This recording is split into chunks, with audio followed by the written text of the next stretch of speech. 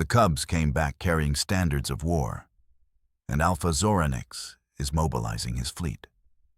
Prime Adjudicator Kyle Thas slammed both primary appendages on the council table, his chromatic display flickering between alarm crimson and authority violet.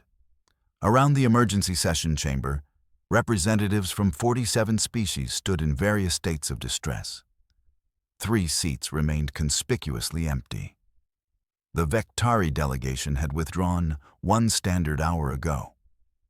"Explain," demanded Council Security Chief Vex Thul, her sensory fronds rigid with tension. The cubs were sent for cultural immersion. 14 days at a human wilderness facility. Routine embassy exchange protocol. Kyle Thas activated the central holographic display. 3 Vectari cubs, apex predators from a species that had conquered 12 systems before achieving diplomatic status, stood in perfect formation. Each carried what appeared to be primitive fabric standards attached to wooden poles. Each wore identical dark green coverings marked with incomprehensible human symbols. "They returned 6 hours ago," Kyle Thas said, his voice tight. "Alpha Zoranix went to collect them personally. They refused to acknowledge his authority."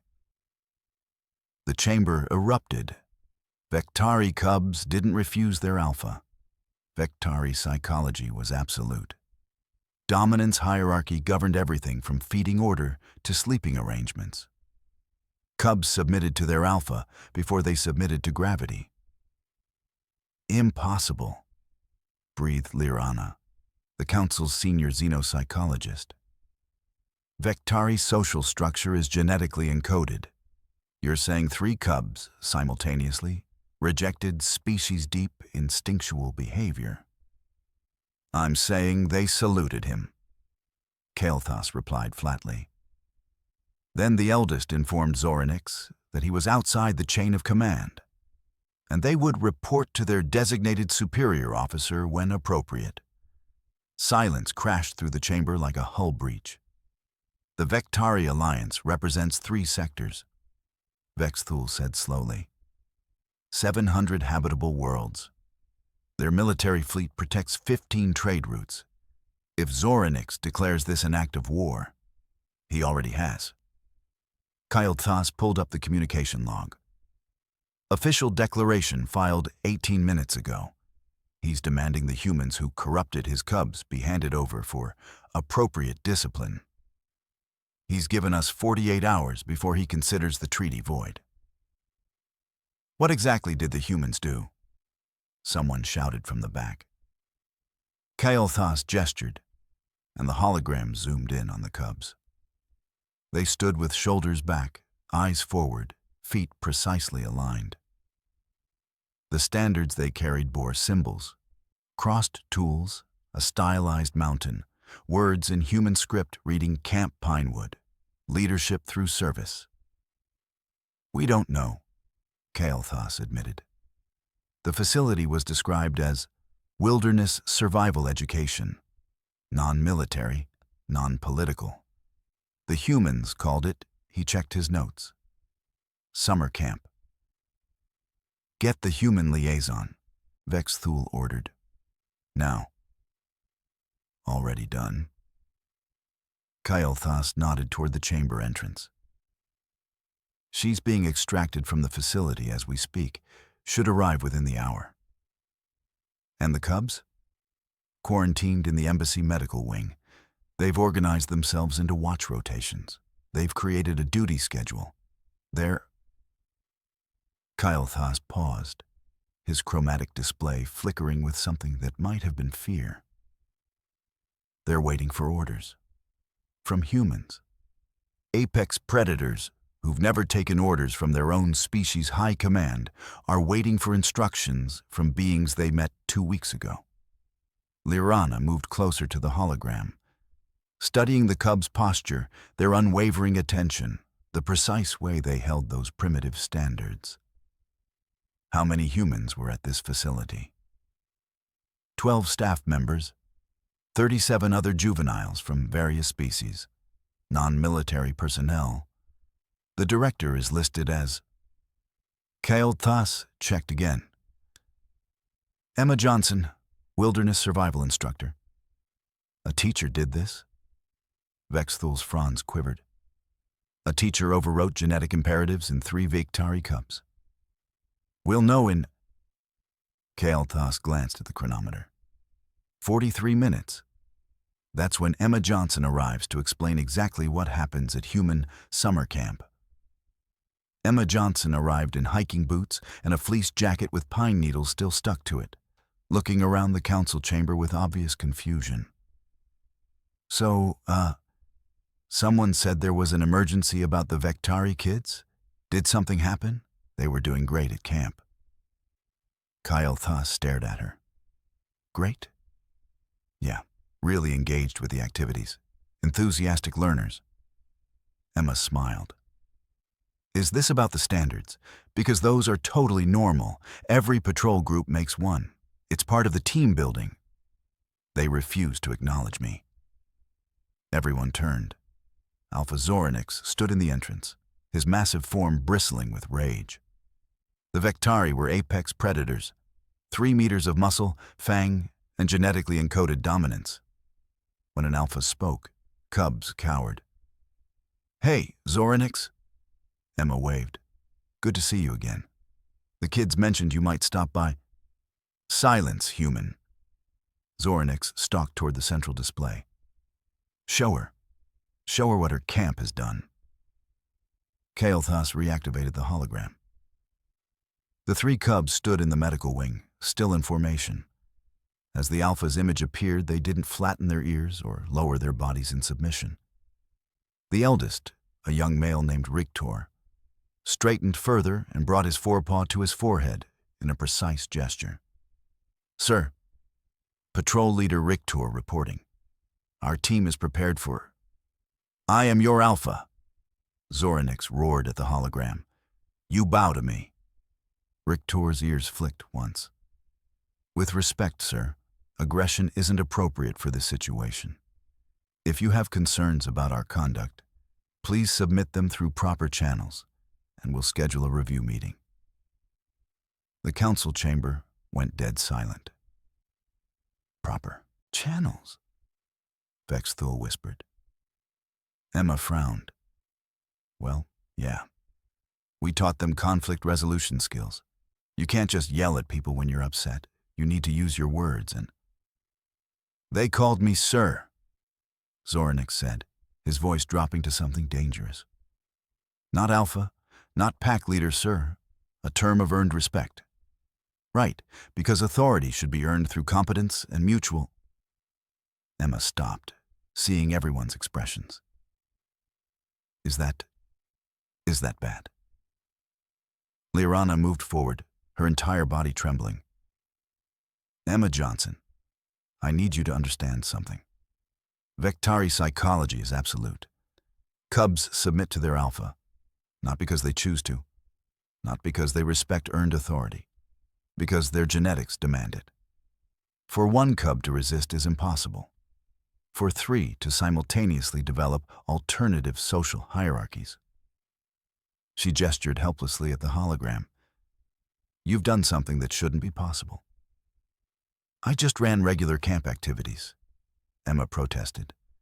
You know, trust falls, navigation challenges, team problem solving. Show her the rest, Zoranix growled. Kael'thas pulled up another file. 3 days ago, a human hiker fell in your wilderness area. Broken leg, 2 kilometers from the nearest trail. Your cubs organized a rescue mission. Oh yeah, Emma brightened. That was amazing. They divided into search teams, established communication protocols, created a supply chain for medical equipment. They did what? Vexthul's fronds stood completely rigid.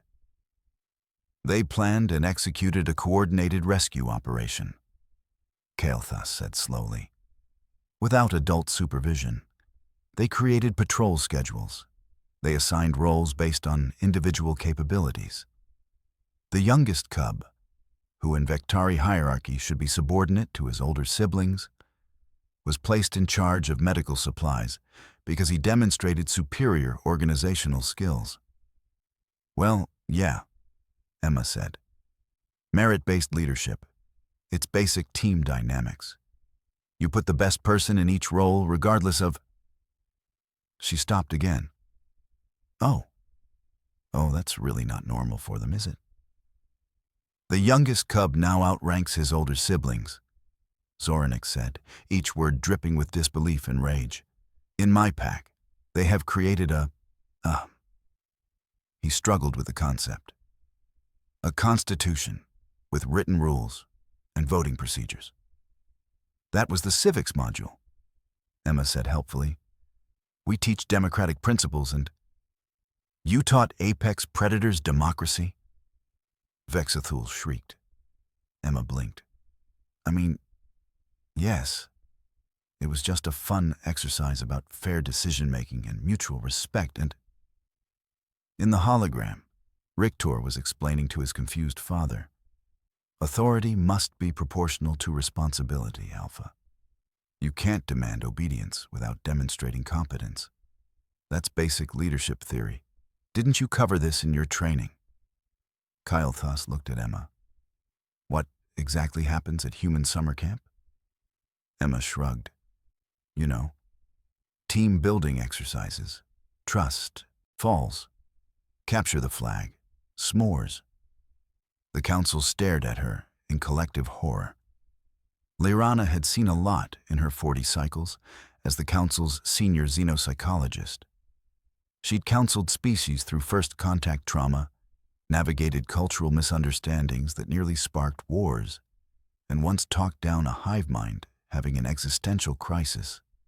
None of it prepared her for the psychological profiles now displayed across her data pad.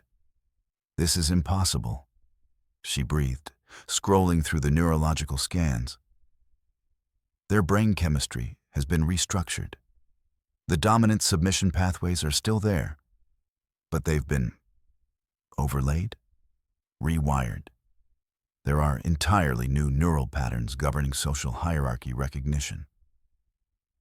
In 2 weeks, Kael'thas demanded. In 14 days, this human... Lyrana gestured at Emma, who was looking increasingly uncomfortable. Has overwritten millions of years of evolutionary psychology with human organizational theory. I really just ran standard camp curriculum, Emma said weakly. Leadership workshops, trust-building exercises, navigation challenges.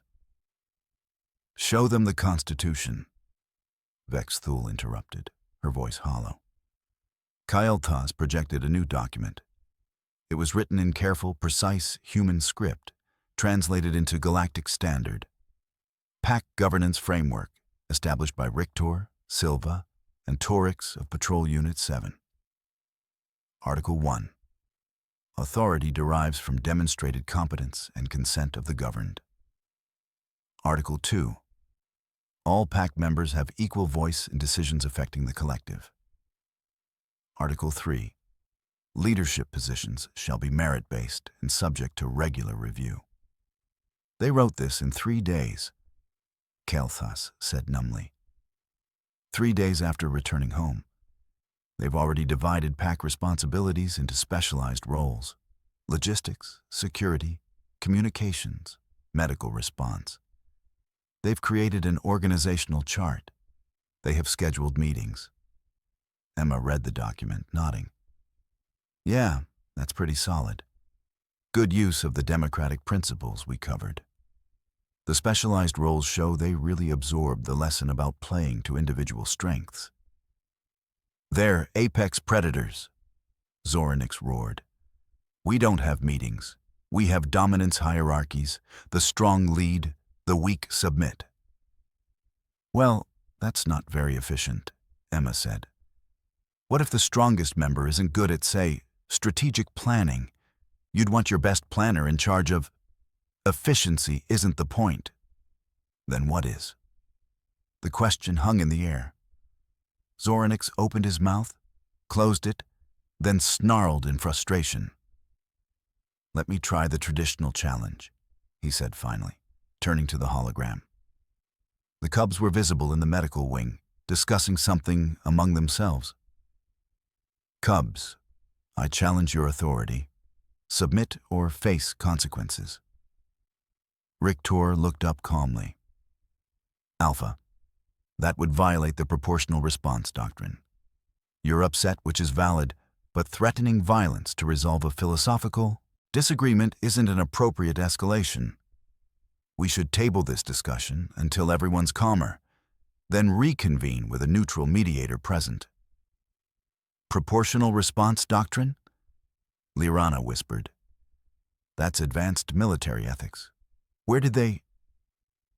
Oh, that's from the conflict resolution workshop, Emma said. We teach that matching response to threat level prevents escalation. It's just basic de-escalation theory. You taught de-escalation theory to Vectari cubs? Silva, the middle cub, spoke up in the hologram. Alpha, I understand you're frustrated, but your leadership style relies on intimidation rather than inspiration. That's not sustainable for long-term pack cohesion. Have you considered attending one of the human leadership seminars? They really helped us understand. She's offering him management training, Vexthul said faintly. Torex, the youngest, added. Also, we should acknowledge that civilian authority supersedes military authority in non-combat situations. We're currently under council jurisdiction, so technically, Prime Adjudicator Kael'thas has operational command here, not you. That's human military philosophy, stammered a species representative Emma didn't recognize. Civilian control of the military. That's a human cultural concept that took them centuries to develop. It was just part of the civics module, Emma said, bewildered. We covered different governmental structures and why civilian oversight matters in a democratic... Stop saying democratic, multiple voices shouted simultaneously. The cubs, meanwhile, had begun debating among themselves. Emma watched with growing pride as they demonstrated perfect parliamentary procedure. Rictor recognized speakers. Silva moved to table a motion. Torex called for a point of order. Are they voting on whether to acknowledge their alpha's authority? Kael'thas asked in disbelief. Motion passes, 2-1, Rictor announced. We'll schedule a meeting with Alpha Zoranix to discuss governance transition, pending mediation availability. Liranna slowly turned to face the council. I need everyone to understand what we're witnessing. Human organizational frameworks aren't just ideas to them. They're mimetic structures that rewrite how species conceptualize authority itself. These cubs don't just know about democracy and earned leadership. They've internalized these concepts so deeply that their entire species identity has been restructured around them. Can we reverse it? Someone asked desperately. Reverse it? Liranna laughed, a slightly unhinged sound. You can't reverse a paradigm shift. These cubs will never see authority the same way again. And worse. She gestured at Zoranix, who stood frozen, watching his cubs debate voting procedures. The Alpha can't reassert dominance because they see it as abuse of authority. Attempting traditional pack discipline would be, in their new framework, tyranny. Emma raised her hand, tentatively. For what it's worth, it really was just capture the flag and s'mores. The council stared at her in collective, existential horror. Okay, Kael'thas said, forcing calm into his voice. Emma Johnson, please walk us through your exact camp curriculum. Emma pulled out her datapad, significantly less advanced than anything in the council chamber, and scrolled through. Sure, Day 1 was icebreakers and team formation. Day 2 through 4 were leadership challenges, obstacle courses where they had to work together, trust falls, problem-solving exercises where we gave them limited resources, and they had to figure out solutions as a group. Limited resources, Liranna repeated slowly, teaching them collaborative problem-solving instead of competitive dominance. Right. Days 5 through 7 were navigation and survival skills. Days 8 through 10 covered conflict resolution, communication strategies, and group decision-making. Days 11 through 13 were the civics module. Different governance structures, why rules matter, how to create fair systems.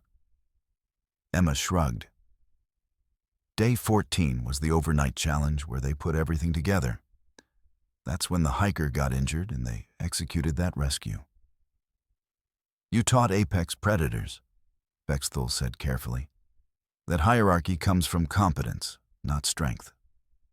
Well, yeah. I mean, that's just true. You want your best navigator navigating, your best medic handling medical stuff. Doesn't matter who's biggest or strongest. Emma paused. Wait. Do Vectari normally put the strongest member in charge of everything? Yes, Zornik said flatly. Even if they're bad at leadership? Strength is leadership. Huh. Emma considered this. That seems really inefficient. Efficiency isn't the point, you mentioned. Emma looked at the cubs in the hologram, still calmly discussing governance frameworks. But look at them. They're happy. They're confident. They're working together instead of competing. Isn't that better? They're not Vectari anymore, Zornik said, and for the first time, his voice held something other than rage. Loss, maybe. Confusion. They're still your cubs, Emma said gently. They just learned some new skills? New skills, Kael'thas muttered. She calls fundamentally rewriting a species' social psychology new skills. In the hologram, Rigtor was explaining something to his siblings, gesturing enthusiastically. And if we implement quarterly reviews, we can ensure every pack member's skills are being utilized optimally. Plus, it creates accountability structures that... They want to come back, Emma said suddenly. They kept asking when the next session was. They want to learn strategic planning, organizational management. She brightened. Oh, they asked if they could bring their whole pack next summer. I said I'd have to check capacity, but no. At least 7 voices shouted simultaneously. We could probably accommodate them if we ran a family session, Emma continued, oblivious. You know, intergenerational learning can be really powerful. We could do a weekend workshop on collaborative leadership and... Emma, Kael'thas interrupted, his chromatic display pulsing with something between horror and hysterical amusement. Please understand.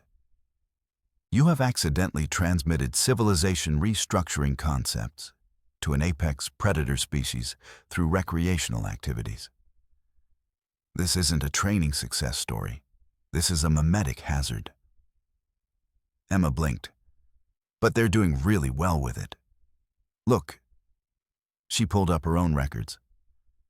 The rescue mission they organized? Textbook execution. Better than some of my adult human groups. They identified the problem, assessed resources, delegated based on capabilities, maintained communication throughout, and debriefed afterward to identify improvement areas. That's advanced operational leadership. Zornik stared at the efficiency report. His cubs had accomplished in 3 hours what traditional Vectari pack structure would have taken 6 hours of dominance challenges and territory disputes to organize. It worked better, he admitted slowly, the words seeming to physically pain him. Their way. It was more effective. Not more Vectari, Liranna observed quietly, but more effective. Maybe, Emma said carefully. Authority and respect aren't the same thing. You can respect someone's position without them having to dominate you. And you can have authority because you earned it through competence, not because you're the scariest. The silence that followed was different. Contemplative rather than horrified. "This isn't an act of war," Kael'thas said finally. "This is cultural contamination? No. Cultural evolution? Species-level paradigm shift?" He looked at his fellow council members helplessly. "We don't have a classification for this." "The cubs are fine," Vexthul said slowly. "Psychologically stable, actually happier than baseline Vectari cubs. More confident, better problem solvers. They've just adopted a completely different social framework." "Can they go home?" Emma asked. Everyone looked at Zorinix. The alpha stared at his cubs, debating, voting, working together as equals. Not Vectari. Not anymore. But undeniably effective. "Yes," he said finally. "But I'm coming with them. Someone needs to—" He struggled with the concept. "Learn this new system. If they're going to restructure my entire pack, I should at least understand the governance framework." Emma smiled. "That's great. Very mature leadership decision. Shows real emotional intelligence and please stop complimenting the apex predator on his emotional growth," Kael'thas said wearily. The emergency protocols took 3 days to draft. Galactic Council Directive 7442. Human recreational, educational, and team-building activities now require Security Council oversight and xenopsychological assessment before any non-human participation. Human concepts of leadership, democracy, earned authority, and conflict resolution are hereby classified as Class 3 memetic hazards. Kael'thas signed it with trembling appendages. The cubs returned home. Within 6 days, they'd organized their siblings into committees. Within 12, the entire pack operated under a written constitution. Zorinix, after a particularly frustrating attempt to reassert traditional dominance that resulted in his cubs calmly explaining abuse of power to him, accepted the new title of Alpha Elect pending quarterly review. The applications started arriving immediately. 17 species requested human wilderness camps for their youth. All were denied. The Korvax ambassador argued for 2 hours about cultural exchange opportunities, before Vexthul simply played him the recordings of Vectari cubs voting on governance structures. He withdrew his application. "It's worse than we thought," Liranna reported to the council 4 weeks later. "We've identified 3 other incidents: human exchange programs in education, cultural studies, and—" She paused. "Youth sports leagues. All resulted in participating species developing human organizational frameworks. They're transmitting civilization restructuring concepts through character-building exercises." "How do we stop it?" someone asked. "We don't," Kael'thas said heavily. "We adapt. Form a committee to study casual human transmission of revolutionary concepts. Update our databases. Hope we can at least understand what they're doing before they accidentally democratize the entire galaxy through summer camp." The committee's official designation: Monitoring Human Educational Methodology. Extreme Threat to Institutional Continuity, MHEMETIC. Nobody laughed at the acronym. Emma returned to Camp Pinewood, hiking through familiar trails to the main lodge where her co-director, Sarah Jackson, was organizing supply lists. "How was the conference?" Sarah asked. "Weird. Really weird." Emma dropped her pack. "Apparently the Vectari cubs internalized the leadership curriculum way more than expected. There was this whole diplomatic thing about governmental structures and—" She waved vaguely. "Anyway, it's handled. How's next session looking?" "Good enrollment," Got a group of Corvax juveniles coming in July. Sarah checked her schedule. They specifically requested the civics module. Oh, that'll be fun. The trust falls work really well for species with multiple limbs. And Emma, Sarah said slowly, after what just happened, are you sure we should be running the same curriculum? Emma laughed, pulling out her planning notes. Sarah, it's summer camp. Trust falls and leadership challenges, s'mores and team building. What could possibly go wrong?